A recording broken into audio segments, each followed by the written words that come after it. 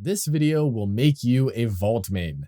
That is a pretty big claim to make, and while it is not an unsubstantiated one, at least not yet, you kind of have to watch the video first, we all know Vault.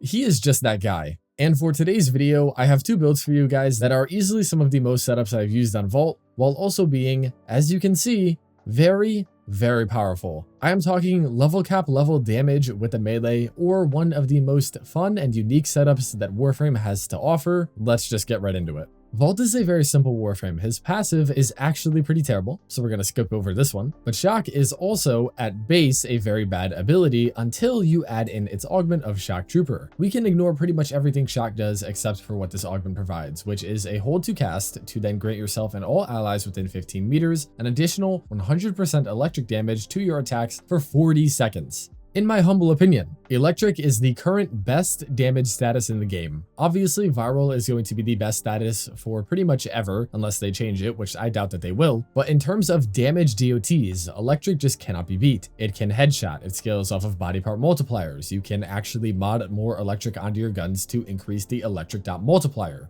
And with an augment like Shock Trooper, you can get a hell of a lot of electric for not really that much effort. So we can pretty much assume that Shock is just going to be used as a taxi for the augment. Speed though, well, this one is a bit easier to just demonstrate. If you had to take a guess for what this ability does, you would be absolutely correct in assuming that it just makes you generically quicker. You trigger it, and then you are going to get a speed multiplier to pretty much all of your actions. And while this can be pretty annoying in some missions because it does actually apply to your teammates, and you might make your Titanias start flying into the walls at uncontrollable speeds, for our purposes, besides the speed multiplier, it also makes our melee swing considerably faster than it does without. So on top of the attack speed bonus and the just generic speed increase, also here is the difference between speed and no speed. Look at how much slower we are now.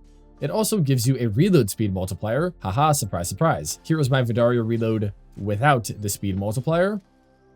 And then here is the reload afterwards. Definitely quicker, and do note that this does scale off of ability strength, so modding more of that stat, which we definitely are going to do, will make this ability and all of its effects even better. Electric Shield is a bit of a weird one because for a while this ability was really bad, and I feel like in terms of the culture around Vault, it still kind of holds the viewpoint of there's no real reason to use this ability, but it ain't half bad when you actually consider all of the changes that it has gotten in the past couple of years. Casting deploys the electric shield in front of you, and if you shoot through it, you now gain two benefits. The first being plus 50% electric damage. As you can see here, recoil changes, what the hell is that? Besides the point, as it is granting the gun electric damage. But what also happens here, and isn't actually listed anywhere on the ability, is it adds 100% more critical damage to any bullets fired through it. Now this critical damage is actually multiplicative to other sources of crit damage, and that is possibly one of the best benefits that an ability like this could give. So remember that shooting through this shield makes your weapons a hell of a lot stronger, and you can even pick it up to have it just go with you. Pretty cool, because remember, it is also a shield, so it inherently gives you more survivability because you cannot take any damage if enemies do shoot the shield. Last but definitely not least, there is Discharge. And I'll be upfront, this is a really great ability for low levels where the damage is still present. But ever since Jade Shadows, even with an armor strip and some viral, the nuking potential of Vault 4 is just not there. So most people just use Discharge as a survivability button because it has an augment that causes it to give you a ton of overshields. But we don't really need that, so I actually am getting rid of this ability on both builds. But that does leave us with all of the electric damage from Shock and the augment, a lot of speed, and the electric shield. So let me show you what I have in store for you builds wise. The very first setup we're going to be using is with Wrathful Advance over Discharge, which is pretty expected. Vault is a melee frame through and through. You get a ton of electric from melee influence on a melee, you get a ton of attack speed from speed, and then you get a ton of crit chance from Wrathful Advance. It is honestly a very simple build, but oh my god, in the right hands is this powerful. I will just give you a quick demonstration. And because I find that these, corrupted heavy gunners are honestly too weak to use this build against, here is 20 185 Eximus heavy gunners. Let us trigger Shock Trooper, get speed active, get Wrathful Advance active, start to melee, and just wait for everything to die. Now, that was with not maximum stacks, that was with no Incarnon form. So obviously, with all of that stuff, it just absolutely destroys. I mean,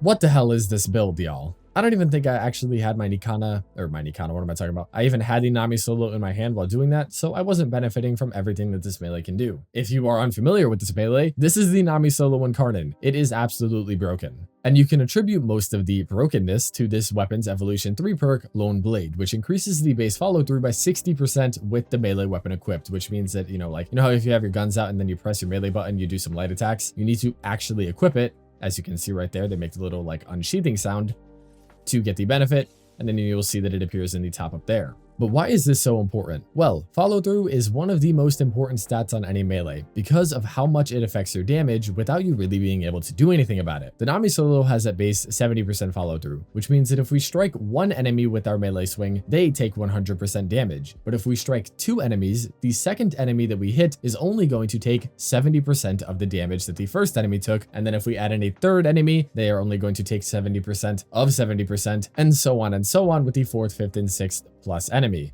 Now consider what Steel Path gameplay looks like these days, and yeah, you hit a lot of enemies at once. So being able to boost our follow through over 1.0 to 1.3, which doesn't do anything, all we needed to do is be at 1.0. Imagine if we gained damage for hitting more enemies, that would be ridiculous. But boosting this over 1 means that we lose no damage when hitting crowds with the melee, and is what make it so absolutely disgusting. Pair that with a massive base status chance increase of 30%, oh my god, and then plus 3 meters of range, more melee damage, and some movement speed benefits when you activate the Incarnon form, and you have one of the strongest, if not the strongest melee in the game. Playing this with a Wrathful Advanced Vault setup also allows us to mod the weapon really uniquely because we don't need any critical chance or any electric, which opens up a ton of slots for even more damage that otherwise on other builds we really just couldn't fit in. Oh, and you also don't need to put attack speed on here. That is how many things Vault is doing to allow us to run this build. And if you want to forma again here, I definitely recommend throwing in a Tennokai mod. These are going to be incredibly strong on Vault. For the actual Vault build, here's what we are using. Shock Trooper is the only augment, and then every other stat here is going all the way into strength and duration. We do not care about efficiency or range. This is a melee 100% setup, so why would we need any range, especially when none of our abilities meaningfully scale from it? With our final strength being all the way up at 358, Wrathful Advance is going to apply a corresponding bonus of 358% critical chance to our Nami solo. And if we go back to the Nami solo build, we do use Gladiator Might here, which is going to double the base critical chance of the weapon to 63. And if we add 63 to 358, that is over 400% for consistent tier 1 red crits and the possibility of hitting some tier 2s, which is just absolutely insane. We all love some exclamation marks.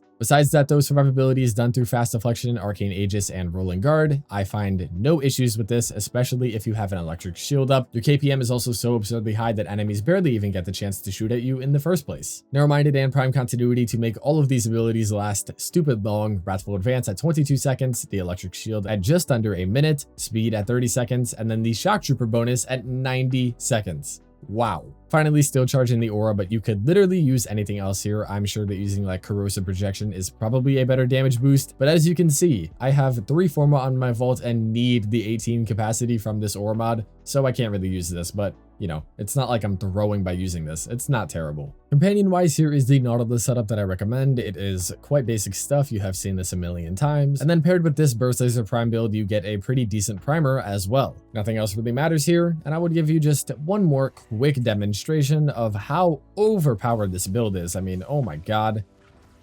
Doesn't really get much better than this, y'all. Utter destruction.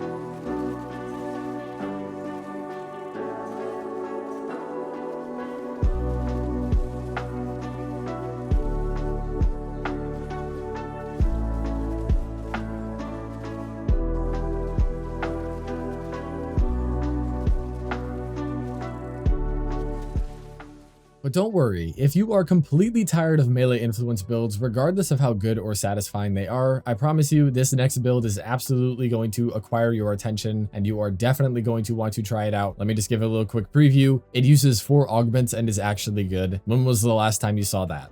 The most interesting thing about this build is using the Dessication Helminth off of Inaros. So yeah, when was the last time you saw this one? And the reason we use this one is due to its augment, again, of Desiccation's Curse, which states that killing a blinded enemy with a finisher has a 100% chance to summon a Swarm Kavat that will spread Scarab Swarm, maximum Swarm Kavats +2. Basically, what this augment is allowing us to do is hit an enemy with the ability, go up to them and then get a finisher kill on them, and then spawn in this Swarm Kavat. Now, Swarm Kavats are pretty much just Kavats, but an ability that's spread around a debuff called Scarab Swarm, which triggers corrosive on enemies and then also deals damage. And by themselves, they are kind of bad, but it is what we can do with the rest of Vault's abilities. Wow, the lighting here sucks.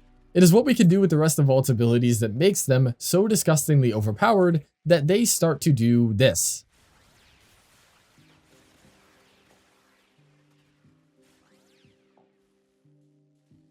I bet you're interested now, aren't you? I'm honestly just going to jump right into the build because it is pretty complicated and also quite simple. That doesn't really make much sense. What am I saying? Regardless, Desiccation's Curse is how we get the Kavats, but Shocking Speed and Shock Trooper are what we do to absolutely break them. The Shocking Speed augment states that while moving under the effects of speed, enemies within 3 meters will take 300 electricity damage with a guaranteed status effect, which basically means that when enemies get near the Sand Kavats, because this does get spread to your allies, including your companions, they will take some damage. But for whatever reason, the damage that this augment does, especially when buffed by Shock Trooper, is absolutely ridiculous. I don't really know why it is so high, but it is, and it causes the cats to do, well, exactly what you just saw. The loop here is really simple. You cast Desiccation, you get a finisher on an enemy, and then because killing enemies that are hit with Scarab Swarm spawns in more Kavats, all you do is buff that initial Kavat, they will get more kills, spawn more Kavats, and then you can just run around with a build that kind of auto kills everything for you. The Kavats are really, really dumb in the sim, so they won't come back here, but you know, just get another finisher for demonstration purposes.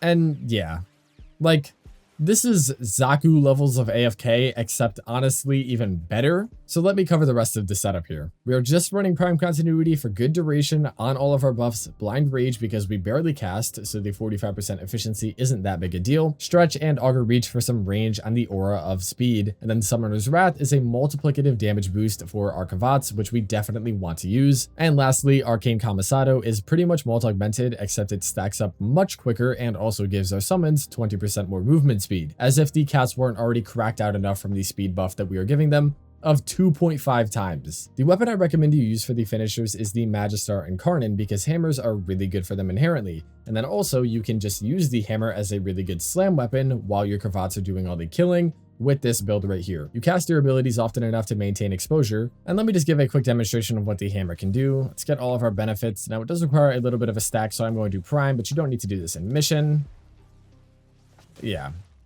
It just starts to absolutely delete everything and is obviously quite good. I mean, you know, it's a slam build, everyone. You jump up super high and you do this and then everything dies. Well, mostly everything. The things that have like, you know, a little bit of HP left are going to get taken up by the cats. And actually, low-key, they'll probably just be dead before you even have the chance to slam them because the cats are just, you know, so insane that they will dumpster it all before you even get to them. Companion stuff stays the exact same for this setup, just reference the previous build, and then your focus school is pretty free across both builds, your primary and secondary also being pretty unimportant. And that wraps up this look at Vault. The reason that I wanted to showcase these two is because I am thinking of doing a comparison between the 3 starter frames to see who is the best going into the old piece update, and these Vault builds are gonna be really hard to beat. Mag and Excalibur to come soon, and then I am working on a really, really cool Ureli video. I am super excited for it.